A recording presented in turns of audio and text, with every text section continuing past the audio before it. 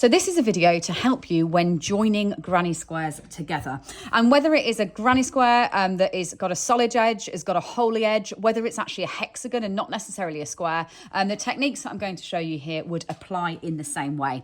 Whether you're making a blanket, whether you're making slippers, whether you're even making a 3D toy using granny squares, you've got a choice about how you want to join them together. So what I'm going to show you is 2 sewing methods to actually use yarn to sew them together, and then 2 crochet methods. And it really is down to personal preference. The only thing to really remember is when you are sewing them together, it will use less yarn but be slower. Whereas generally speaking, if you crochet them together, it will use more yarn and will often give you a ridge or an edge. But that can be turned into a really nice feature if you even use a contrasting yarn. So the final thing to say before we get onto the methods is before you do any of this, regardless of whether you are sewing or whether you are crocheting, make sure you have washed and blocked your granny squares before you continue and sew in all of your ends. And now this is the bit that I think a lot of us put off, but believe you me, sewing all the ends in before you actually join them together will be much more satisfying when you finish that off. Don't put it off, do it while they're small pieces. So sew in all of those ends so that you've got them like that so you can use fresh yarn to put them together.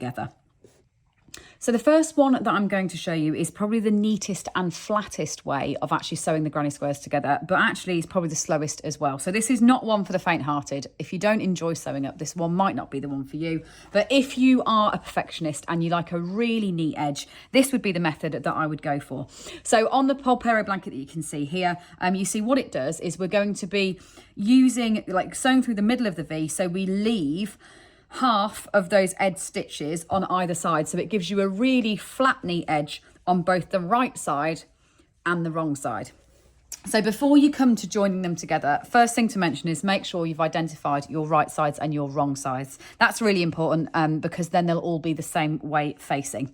And what you need to do this one is just line up your granny squares. So rejoin your yarn and line up your granny squares, and then through the center of the V's on here, come beneath one and then up to the next one like that. And then in the same direction of movement, do the ones above. So go into those V's and then in through those ones like that. And you can keep it quite loose initially. You don't need to pull it tight before you begin. So you go in and through those ones.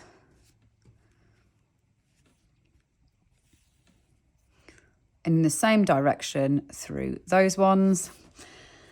And then once you've done a few, pull it nice and tight, and you can see what it does is it draws that together. When they're flat again, you end up with that line of V's on one side and the same on the other side, and you can't feel the join at all. It's really soft between the two things. You haven't got a ridge. So if you're finding that method a little bit slow, another alternative is just to over stitch them both between them. But the important thing is making sure you're marrying these V's up. So if you want to go for a slightly faster method, all you need to do is marry your granny squares up like that to make sure that your V's are in line. And you can just go over the top between that side of the V and then over the next one. So you will get a slight ridge rather than the V sitting as flat. You'll get a ridge on the right side, but it is much, much faster as a movement to be able to put them together. Now let's talk a little bit about the corners.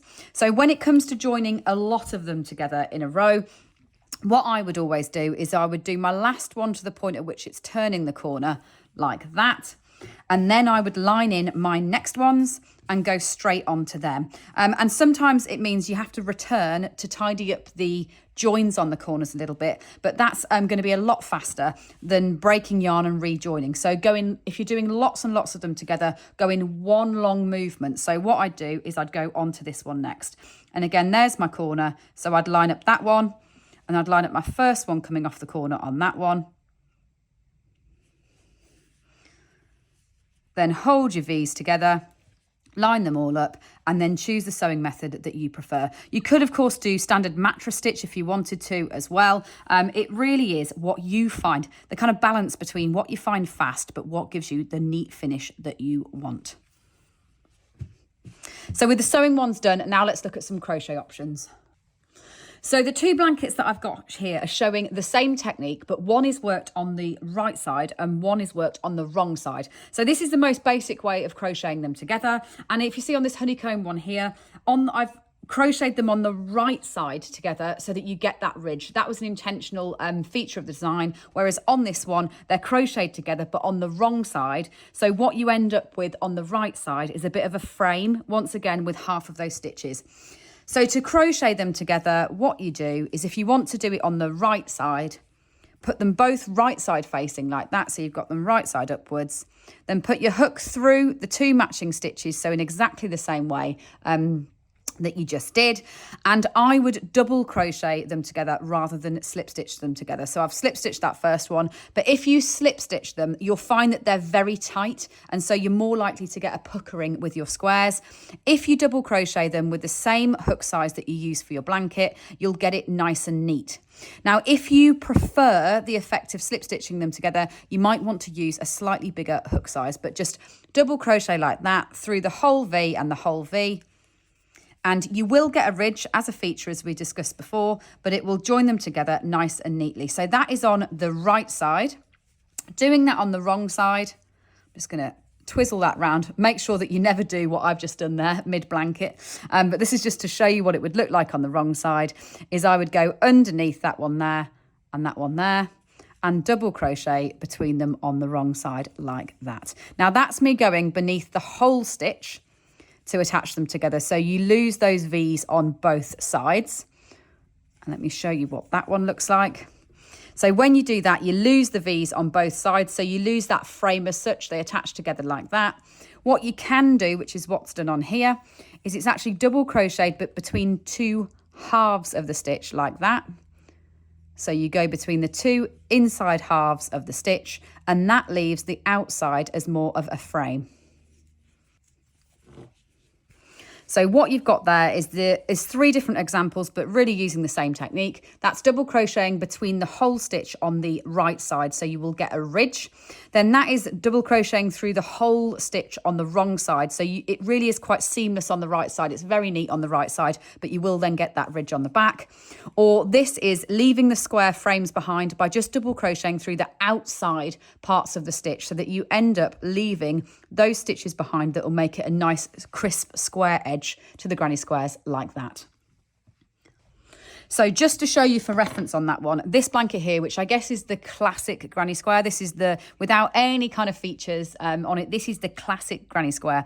What I've done here to join this one together is I've crocheted them together through the whole stitch when I'm crocheting together on the wrong side. But what's slightly different is because I've got these holes in this classic granny square, I've actually crocheted through the hole on them when you get to a hole, and that makes it even neater. So that's using that technique. Just to give you the context, this technique here in the middle where I'm crocheting through the whole stitch on the back, but when I get to a hole, I'm actually crocheting around into that hole. And so it's really, really neat. That's your right side on that. And then your wrong side, you've got those ridges on. But while we're looking at this one thing to mention is the sewing up technique that we looked at first. You don't actually see the yarn that you're using to sew them together. So you could use a contrasting yarn. And it also would work really well for something like this, where your final round is in lots of different colours. What I've done here when I've crocheted them together is I've actually used different colours of yarn, as you can see. So I've used silver here, I've crocheted in the steel here, and I've crocheted in the cream here to put them together. Just bear that in mind, that it's a lot easier when you are crocheting together something that has a solid edge in the same colour. If you're attaching things with lots of different colours, you might want to then make a choice of actually making a feature of the contrasting colour that you use to crochet them together. So the final method, which will be crocheting them together, has been used here on both of these bags, but in a slightly different way. So this one's been joined together, but because the outsides are all cream, it's a subtle ridge, but it's not a contrasting colour. Whereas here, the edges were actually in these darker colours. So this one would be edged in the sapphire, this one in the teal, this one in the yellow, and then this edging's been done in cream. So you almost get the grout effect of the tiles in that design. So what I'm going to show you is in a very high contrasting yarn, so you can actually see how it's done. So you could use this method just in cream and it would look like these ones here. So you get a lovely square ridge, but we are going to be using a slip stitch on this one, but with our yarn underneath. And that's the bit that's key to this method, is rather than having your yarn on the top when you're doing it, and if you slip stitch with your yarn on the top to attach them together, you'll find it's very, very tight. Keeping your yarn underneath will give you a lovely neat edge on this one. So what you're going to do is keep your yarn in that underneath point. You come into the middle of the V on that stitch, and then into the middle of the V opposite, through the middle of it like that. You slip stitch and you bring it right the way through all of those and the one that's on your hook like that. So I'll just show you that again. Keep that yarn beneath the granny square. So in the middle of the V on this side, in the middle of the V on that side, yarn over and then through all the loops on your hook like that. Now, the bit that will make this feel much smoother, much faster and much more comfortable is finding how you can hold it easiest. So it's going to be whether you like having them up and folded in front of you like that when you're doing it, or whether you're comfortable sitting at a table and able to do it in one go. And what you get with that technique is you get a lovely line, which could be, like I have done here, contrasting, could be the same colour as the edges if you want it to be. It's lovely and symmetrical because you've got those lines of the V's of the slip stitches with the half stitches either side. And on the back, it's really neat, but because you've just got that little line of the stitches there. So, as I said at the very beginning, it really is personal preference. I would recommend trying a few different ones to see what you're fastest at and that gives you the neatest edge that you're happy with. You've spent all this time crocheting the squares, so don't rush this bit. It's worth putting in the extra few hours now, making sure they're really neat, and you'll be happy with what you're making forever.